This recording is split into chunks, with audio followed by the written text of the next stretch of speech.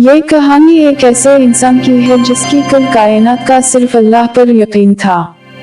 सलीम नामी ये शख्स एक कच्चे मकान में रहता था जहां आसाइशें तो नहीं थी मगर शक्ल की खुशबू जरूर थी। एक शाम जब वो घर लूटा तो दीवारों से गुर्बत बोल रही थी।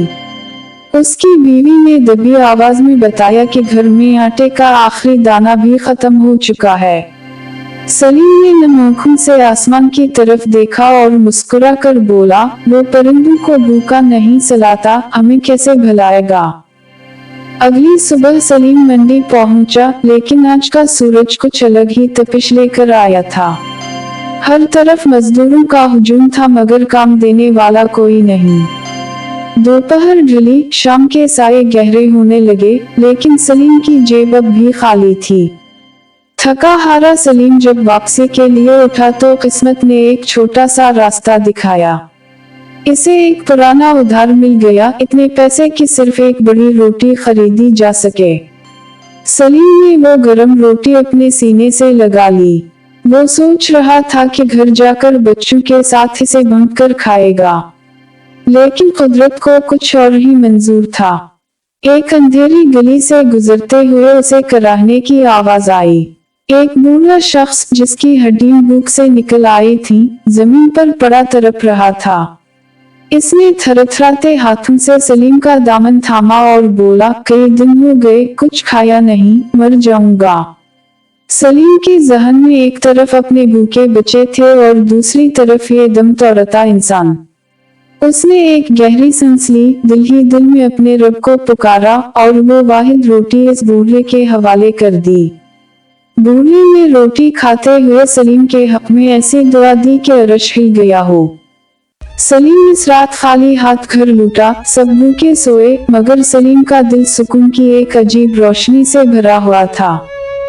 अगले दिन सलीम फिर रिस्क की तलाश में निकला। रास्ते में उसे एक चमड़े का बैग मिला जो नोटों से भरा था। एक लम्हे को शैतान ने बहकाया कि ये तुम्हारी नेकी का सिला है, इसे रख लो। मगर सलीम का ईमान बोल उठा, नहीं, ये मेरा नहीं है। वो वहीं बैठ गया और मालिक का इंतजार करने लगा। कुछ देर बाद एक कीमती गाड़ी वहां आकर रुकी। एक परेशान हाल ताजिर गाड़ी से उतरा। सलीम ने वो बैग उसे थमा दिया। वो अमीर आदमी हैरान रह गया कि इस दूर में भी ऐसी ईमानदारी। इसने सलीम को इनाम देना चाहा मगर सलीम ने ये कहकर इनकार कर दिया कि मैंने ये सौदा अल्लाह से किया है, बंदों से नहीं।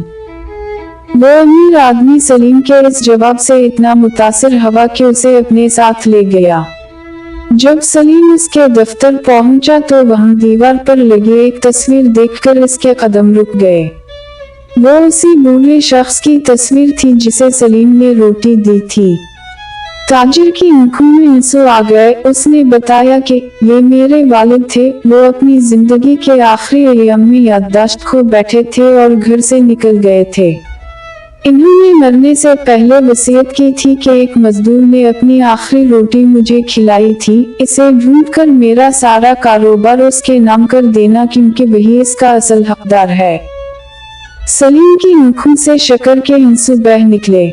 जिस अल्लाह के लिए उसने एक रोटी कुर्बान की थी, उसी अल्लाह ने उसे पूरी सल्तनत का मालिक बना दिया। सलीम समझ गया कि तकदीर तब बदलती है जब बंदा अल्लाह पर कामिल यकीन रखकर इसकी राह में अपना सबसे अजीज माल दे देता है। बेशक अल्लाह की राह में दिया गया कभी जाया नहीं जाता, बल्कि वो कई गुना बढ़कर वापस लौटता है।